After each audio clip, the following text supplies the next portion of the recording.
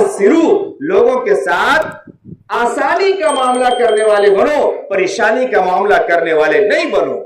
लोगों को आसानियां फराहम करो, तंग मत करो, परेशान मत करो।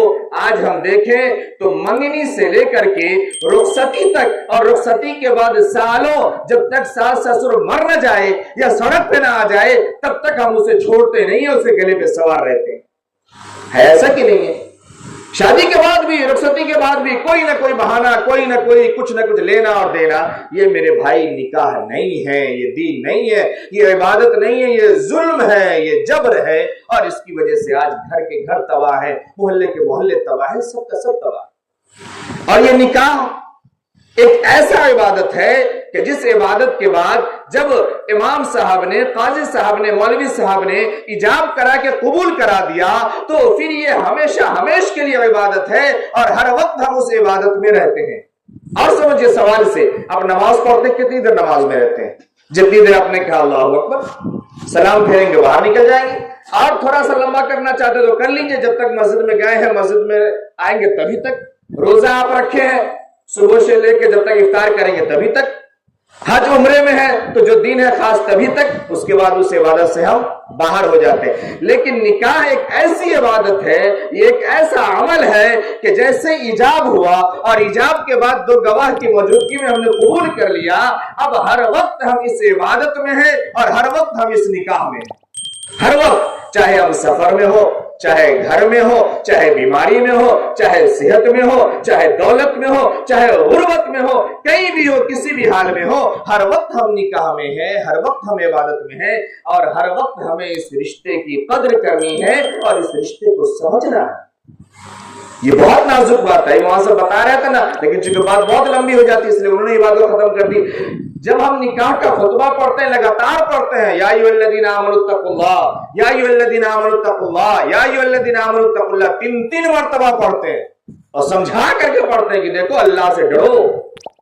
ये रिश्ते का मामला है, ये कोई खेल नहीं है, ये कोई तमाशा नहीं है, आज लाए और कल निकाल दिए, ऐसा नहीं होगा। इसको बहुत सोच समझ करके तुम्हें जिंदगी गुजारनी है। और जो सबसे पहली आयत पढ़ते हैं, उस आयत में अल्लाह ने 2 बार इत्तक़ुल्लाह फरमाया, वत्तक़ुल्लाह अल्लज़ी तसाअलून बिही वल अरहाम। पहला इत्तक़ुल्लाह तो ये कि समझा दिया कि देखो इंसान हो, कैसे बने हो और कौन तुम्हारी जिंदगी में आ रहा है। और दूसरा ये कि देखो रिश्तों का पास रखना, रिश्तों का ख्याल रखना, तब तुम्हारा ये निकाह और तब तुम्हारी ये शादी, ये तुम्हारे लिए काबिल कबूल और दुरुस्त।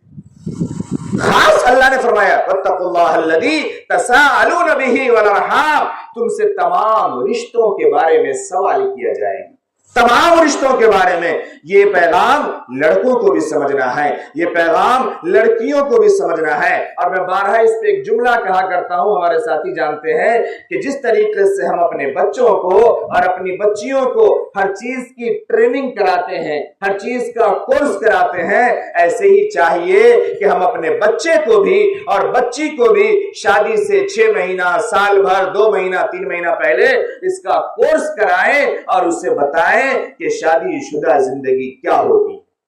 लड़के को ये मालूम होना चाहिए कि तुम्हारे ऊपर बीवी के क्या हुकूक हैं, तुम्हारे ऊपर माँ के क्या हुकूक है, भाई के क्या हुकूक है, बहन के क्या हुकूक है, सास के क्या है, ससुर के क्या है। और इसी तरीके से बेटी को भी मालूम होना चाहिए कि अब तुम जिस घर में जा रही हो उस घर के हुकूक तुम पर क्या आयद होते। हमारे यहाँ परेशानी कहां से शुरू होती है मालूम है? हमारे यहाँ जब कोई बहू आती है तो बहू उस वक्त तक अपने को नहीं मानती घर की मालिक जब तक वो खुद सास न बन जाए। जब वो खुद सास बनती है ना, तब समझती कि अच्छा ये घर हम ही का है। उससे पहले तक उसको नहीं मालूम होता, तब तक वो पूरे खानदान को नचा के रखेगी, पूरे घर को लड़ा के रखेगी। और लड़कों का हाल ये है कि जिस दिन शादी हुई अब उसके आगे दुनिया का कोई रिश्ता ही नहीं। जो रिश्ता है वो बस एक है, बीवी। अब उसके आगे माँ भी कुछ नहीं है, अब उसके आगे वो बहन भी कुछ नहीं है, कोई कुछ नहीं है। वो किसी ने कहा ना बड़ा अच्छा कि भाई बहन रोता है तो रोने दो, भाई बहन रोता है तो रोने देना, साले और साली को खिलौने देना। अब माँ तो बेचारी घर की है, सो जाएगी कहीं चटाई बिछा के। माँ तो घर की है, सो जाएगी कहीं चटाई बिछाई के। कभी सास और ससुर जो आए तो मखमल के बिछौने देना। जो ट्रंक में रखा हुआ है, लिखा गया है दहेज बुक के ऊपर तो सक गद्दा, वो तब निकालना जब मां बाप आए, उससे पहले नहीं। तो परेशानी यहां से शुरू होती है। इसलिए हम एक दूसरे के हुकूक को समझें। हम निकाह में बंध जाने के बाद हमेशा हमेश के लिए निकाह में रहते हैं। मैं एक दो हदीस सुना के आपको बात खत्म कर रहा हूं कि निकाह कितना आसान है। आका सल्लल्लाहु अलैहि वसल्लम ने तो बड़ी वजाहत से फरमाया कि सबसे अच्छा निकाह वो है, सबसे अच्छी शादी वो है जिसमें कम से कम खर्च हो, और वो शादी बड़ी बाबरकत है, बड़ी खुशकिस्मत शादी है वो जिसमें कम से कम खर्च हो और आसानियां हो। आप रिवायात उठा के अगर पढ़े आपको तो रिवायात मिलेंगी, 3-3 सहाबा से रिवायात है।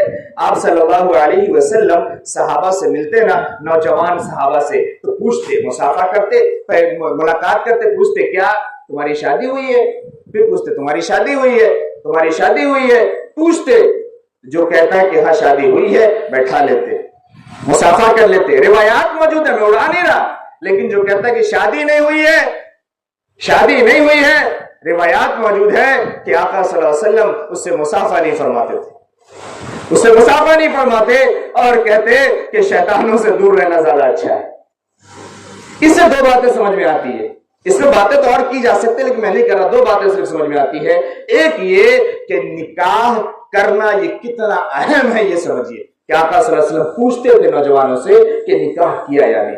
ये भी रिवायात मौजूद है कि जब पूछते तो सहाबा बताते, नौजवान बताते कि मेरा निकाह नहीं हुआ। वो जब पूछते क्यों नहीं हुआ, आज पूछते ना कोर्स कर रहे हैं ना, अभी फलानी जगह से, हैदराबाद से कर रहे हैं, बेंगलोर से कर रहे हैं, ओ अभी एक बार और सऊदी से घूम के आवेंगे ना, 2 तल्ला बना लेंगे तब करेंगे, अभी 1 तल्ले बनना है। हम लोग बहाना देते हैं ना, रीजन देते हैं। आका सल्लल्लाहु अलैहि वसल्लम भी पूछते थे, कहते क्या परेशानी है, क्या परेशानी है, रोजी नहीं है, रोजगार नहीं है, आप देते कुल्हाड़ी, जाओ लकड़ी काटो बेचो। आप पूछते कुछ है घर में, हाँ है, लाओ उसको बेचो, मेहर दो, शादी करो। रिवायात मौजूद है, कितना आसान, और आका सल्लल्लाहु अलैहि वसल्लम करवाते थे। तो एक बात तो ये कि निकाह कितना अहम है। हमारे यहाँ हुकूमत का मामला कुछ भी हो कि वो 18 साल रखे, 21 साल रखे, 20 साल रखे, लेकिन माँ बाप की सबसे पहली और सबसे बड़ी जिम्मेदारी यह है औलाद के बालिग होने के बाद, शुरुआत से हदीस मौजूद है, पैदा हो अच्छा नाम रखो, अच्छी तरबियत दो, अच्छी तालीम दो, और अगला जुमला मौजूद है कि बालिग होने के बाद सबसे पहले उसका निकाह कराओ। आज माँ बाप भी ये कहते हैं जब तक 30 साल तक 40 साल तक बच्चे की कमाई खा न लेंगे उसका ब्याह नहीं कराएंगे। और उसका नतीजा ये हो रहा है कि बेचारे का ब्याह तो नहीं हो रहा, बाकी सब कुछ कर रहा है वो, और जो ब्याह नहीं कर रहा है वो बेचारा माँ बाप को भी नहीं दे रहा। काहे देगा, उसको 72 रास्ते खर्चा करने के, वो माँ बाप को कहां से देगा भाई। एक रास्ता अगर उसको दिए होते तो वही लाके वो जमा करता, आपको देता, मालकिन को देता। अब उसके पास 18 मालकिन है, वो कौन कौन एटीएम में जमा करे, इसलिए आपको पैसे भी नहीं मिल रहे। बात समझ रहे हैं आप? बहुत बातें कर सकता हूं, मैं खत्म कर रहा हूं। तो एक ये कि निकाह कितना अहम है, ये आप सल्लल्लाहु अलैहि वसल्लम के पढ़ से मालूम होता है। दूसरे ये कि निकाह मदीने में हो और जनाब मोहम्मद रसूलुल्लाह सल्लल्लाहु अलैहि वसल्लम को भी पता नहीं चले। निकाह की महफिल इतनी आसान और इतनी सादा और इतनी छोटी होती थी। लड़की वाले से बात हो गई, लड़के वाले से बात हो गई, किसी तीसरे ने दोनों का रिश्ता दूसरे को भेज दिया, रजामंदी हो गई, 2 गवाह तैयार हुए, महर तय हो गया, निकाह हो गया, बात खत्म। एक और हदीस से